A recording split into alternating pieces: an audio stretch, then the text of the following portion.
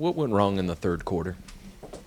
I thought we played in crowds. We didn't kick the ball out when we were getting penetration in the paint, and that just led to turnovers. And you turn the ball over against them, that's death.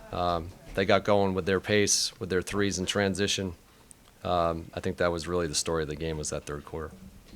Turnovers were an issue kind of all games. So was it just like the way they capitalized on them in the third quarter? For sure. They turned those into quick baskets on the other end. The pace got going. We didn't get great shots even when we got shots at the basket, and they got open threes.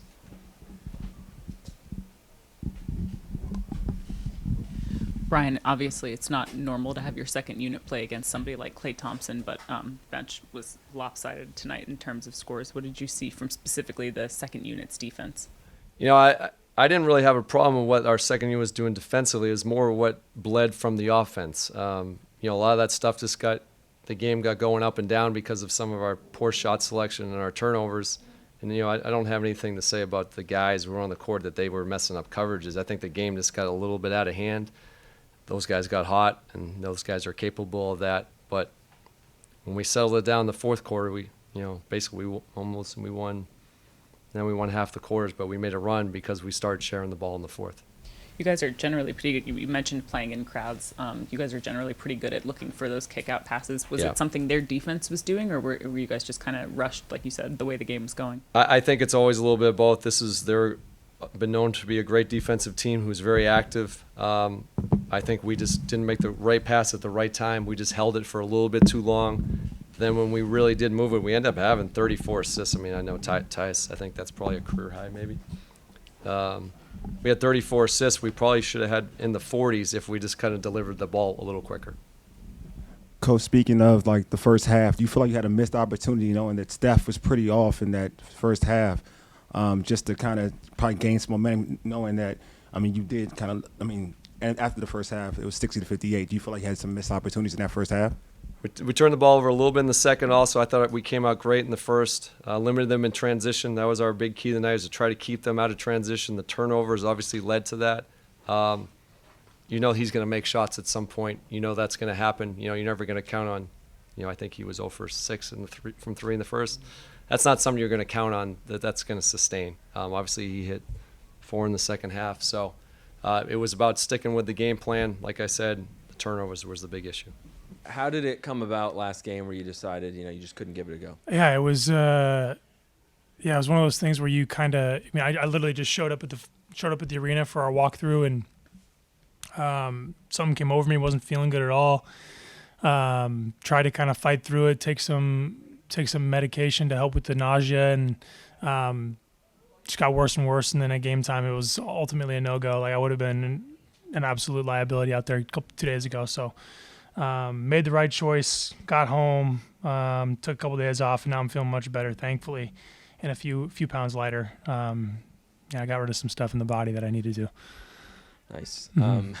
How did it feel to be back out there and play the way that you did? Oh, it was good. Yeah, it's always good to be back out there. Watching the game at home sucks. And, I thought we played a really good game for, 40 minutes. And those other 8 minutes kind of screwed us tonight. So we're getting there, man. We're getting closer. And, games like this where we, put a good effort out there where it doesn't result the way we want to, is still something we can build off of, and there's a lot of really good things to take from tonight. Where do you see the biggest improvements team-wise? Yeah, our resilience, first of all. Middle of this season or the beginning of this season, and then that third quarter, we would have folded, we would have gave up the game, and lost by 30. But tonight was different.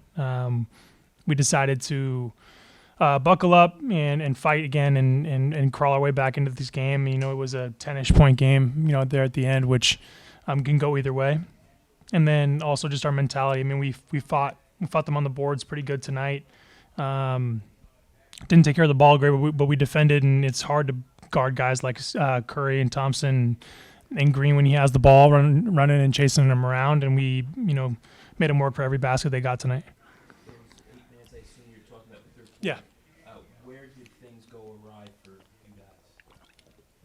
I think we let some turnovers and some struggles on the offensive end kind of take us away from what we were trying to do defensively. They took advantage of our turnovers and got easy baskets in transition. And when we played in crowds and turned the ball over, everybody did that, including me. It led to easy things for them and kind of got their momentum going. We held them to a good number shooting the ball in the first half. And when you give them easy ones like that and they capitalize, it's over against these guys.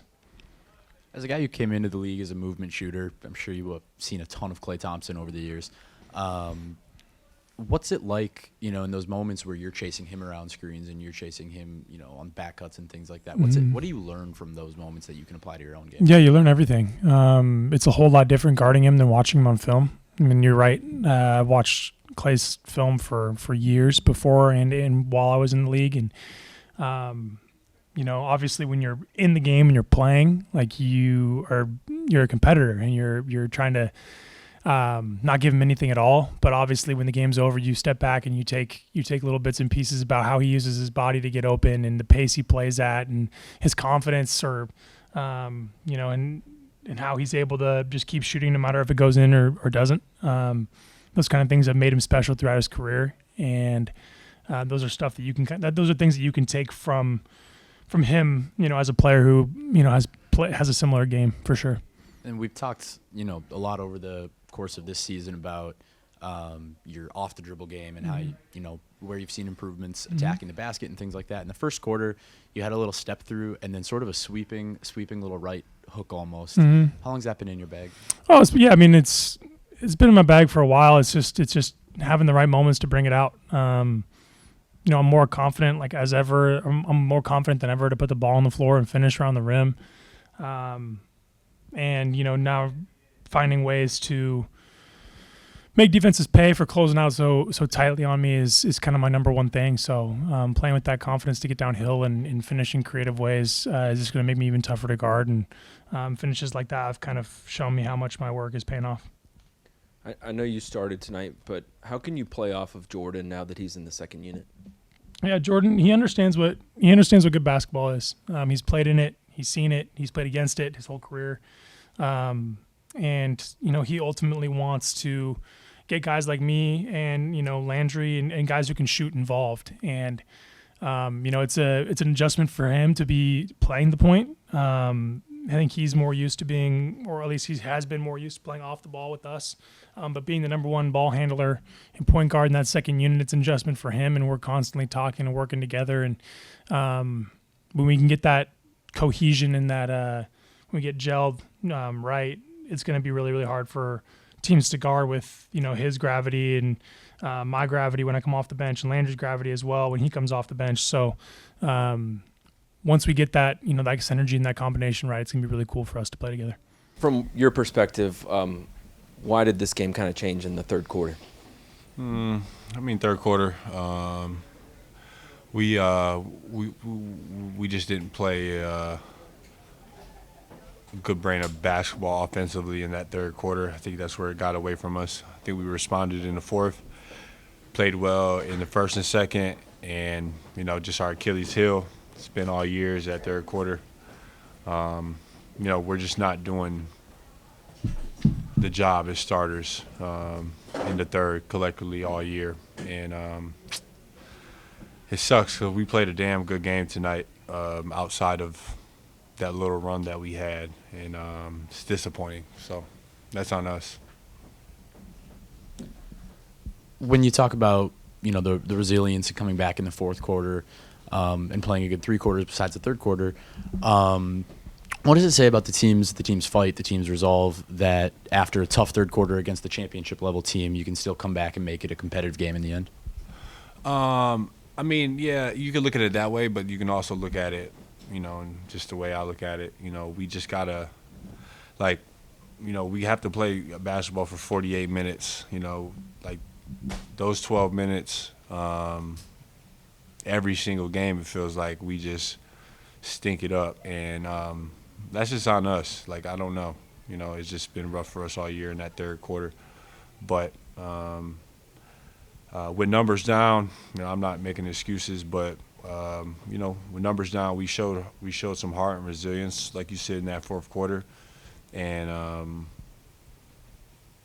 it was that. I don't think it's a building block or anything because we need to build on halftime. So. What's it been like, I guess, this year? You mentioned the third quarter. Obviously, the net rating is what it is. Just trying to kind of adjust as the season goes on and fix that issue. I mean, it's challenging for sure. We and I just can't put our finger on it. Why we just keep coming out so lackadaisical. I don't know what it is, but it pisses me off for sure. I think about it almost every night. We always have these stretches in games where it just gets away from us. And that's on all of us. We just have to be better. It's not about coaching. It's not about the scheme. We just haven't been able to figure it out. Yeah, it's tough.